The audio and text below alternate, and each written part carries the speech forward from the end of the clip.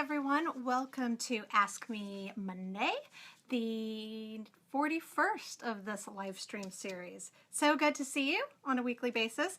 For those of you that are watching later, recorded version, or watching on YouTube and would love to be a part of the live stream where you can interact with me and ask questions, just a heads up, you can find it every week at the same time.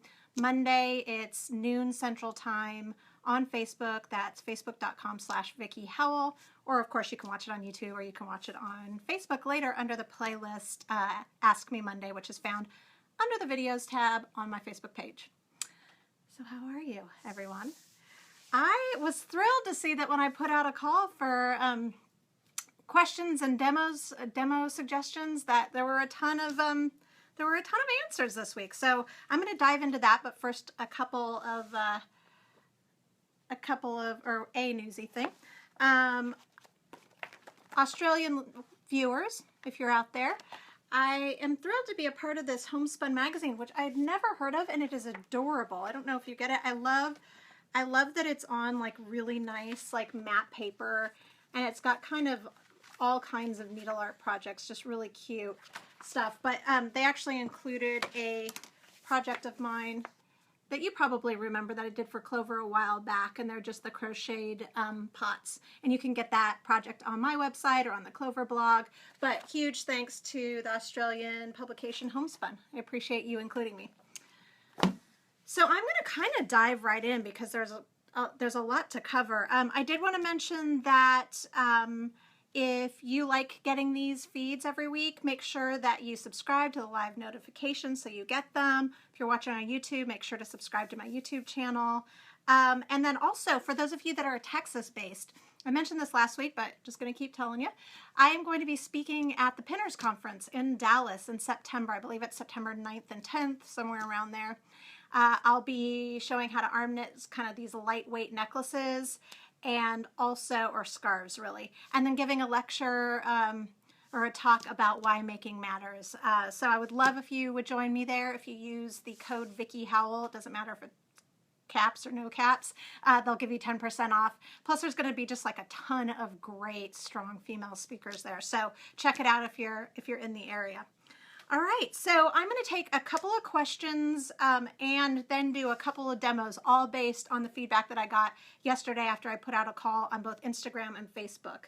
So I took, the first one came from Tammy Hagler, and I believe it was from Facebook, and she asked me, when did I learn how to knit and crochet? So I learned how to knit when I was about 8 or 9 years old. My mom taught me.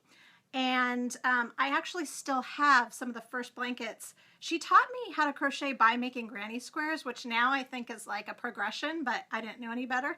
And I still have them. So this is a doll blanket that I made. And then here's like a bigger doll blanket that I made. If you can see, you can tell what era it was because of the colors. And this is actually Red Heart Super Saver. I still remember. So shout out to my friend Marley Bird, who's the spokesperson for them, and to John Laurie, who's the president. They're both such great people. So yeah, so that kind of stuck, you know, it just stuck with me. I would not say that I consistently crocheted since then, but that's when I learned. I just hit myself with a blanket and it stuck to my lip gloss. Knitting was a slow burn, I have to admit. Ironically, I wasn't that into it when I first learned. Around the same age, my mom tried to teach me, and I don't know, I think my like little hands didn't get it, which is something that I remind myself all the time because my daughter like is not really interested in getting it, and it's frustrating to her, and that's how I was. And it ended up working out all right for me. So I was actually in my mid to late 20s when I learned. I was pregnant with my second child, and a friend of mine, Tracy, she drugged me sort of kicking and screaming down to this really nice yarn store in, I think it's Studio City, Sherman Oaks area, called La Knitterie Parisienne. And the owner, Edith Eig, taught me, again, based on a pattern that I had seen in like an old Martha Stewart baby magazine or whatever. And I sat down, and I'd never been in a really like nice, quote unquote, nice yarn store before. And I just was amazed by all of the fibers, I was sitting at a round table with you know, a producer, a housewife, a grandmother, a, you know, celebrity, because it's LA, you know, but there was like all of these women sitting together, hanging out and just talking about life stuff. And I just found that it was just exactly the community and creativity spot that I needed to hit right then. And so I started knitting then, a lot of years ago. I'm not going to tell you how many. Well, you could do the math easy. I always tell how old I am. But I started that and I've never stopped. It just clicked. So so that was Tammy's question. So I hope that answers. Hello to Stephanie from Florida. Hello to Terry from Michigan. So nice to see you. All right, so the next question comes from Michaela McIntyre, and this is a more businessy question. She's getting ready to embark on the world of craft fairs, craft shows, and a lot of people that either want to be professional crafters or really just want to maybe supplement their income and do maybe like a show once a year or whatever. They consider the breadth of stuff that you have to work on the show. And that's what her question is. Michaela wants to know what and how many things that you should bring, how you should prep, whatever, for one of these shows. So I'm going to just give kind of a quick basic answer. I went over this fairly significantly through my Monetize Your Craft course. So Michaela, I highly recommend that you check that out. It's on Creative Live, which is just another one of those great online course venues. And it's called Monetize Your Craft. But for that particular lesson, I called my friend Kathy Conamario, who's known as Crafty Chica, who has done hundreds of craft shows.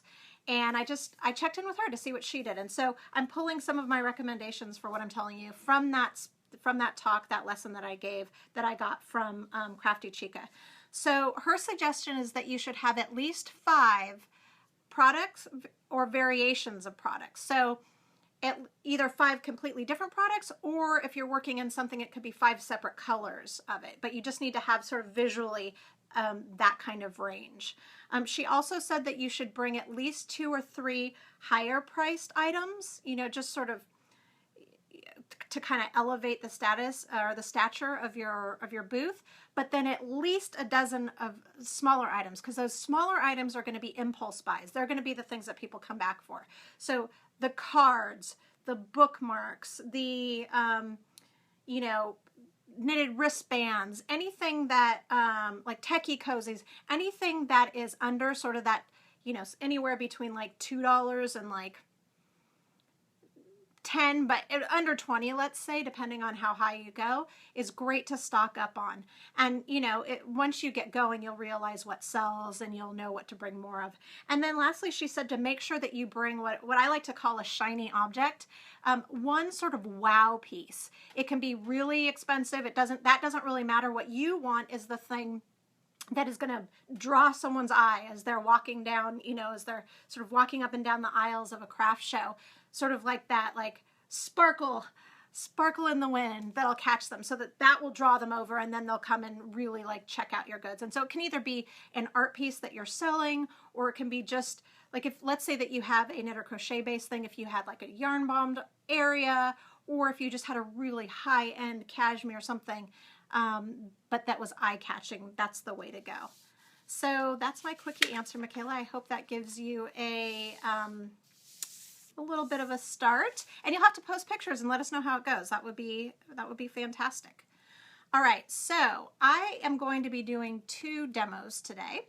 I took one, you had a ton of suggestions. A couple of you asked for Magic Loop. I'm going to try and do that next week. I'm making a note. I'll make a note to do that next week. This time I chose one demo from an Instagram request and one from Facebook. The one from Facebook I had 3 or 4 people ask me for, so I decided to go that route. So I'm going to do the whole flipperoonie thing that I always do with the camera that never really goes that well, but you know, we get there. So what we're going to be working on, let me just tell you what the demos are before we go. I had the 2 things I'm going to be covering today are really simple. My favorite method for provisional cast on with knitting. And then I'm going to be showing you a method for crocheting cables. So a little something for the knitters, a little something for the crocheters.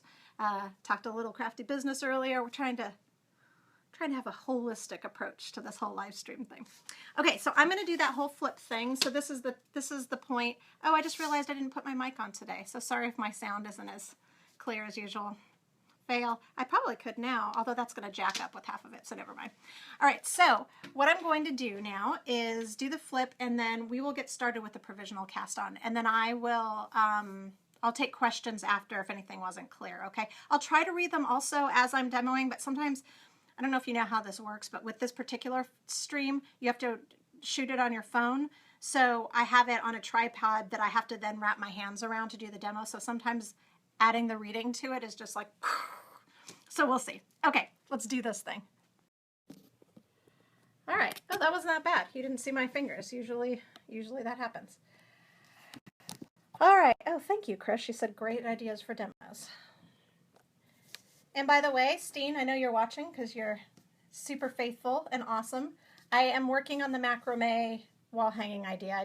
I need to figure out how I want to approach that. And I'm even talking to the folks at Makers Mercantile about maybe putting together a kit or something to go with that. So we'll see. I might just start out with simple knots though. Okay, so the first thing that we're going to do is a provisional cast on. And this is a little swatch. This is for knitting, where you can see that I've already done one. The reason that you would do a provisional cast on is if you want to keep the stitches that you cast on live so that you could graft it together later, like using the Kitchener stitch or 3-needle bind off or whatever, or if you wanted to pick up the stitches and knit in the opposite direction. This is particularly helpful if you're working with like a lacy or ruffly edging so that it's going in the same direction. It's pointing down just as in the opposite piece it would be pointing down. So there are a lot of different ways that you can do provisional cast-ons. So if you're looking at me watching this, watching me doing this and thinking that is not at all how I learned it, it does not mean that either of us are wrong. There are several different methods. I just find this one to be the easiest. So I'm going to show you that one. So the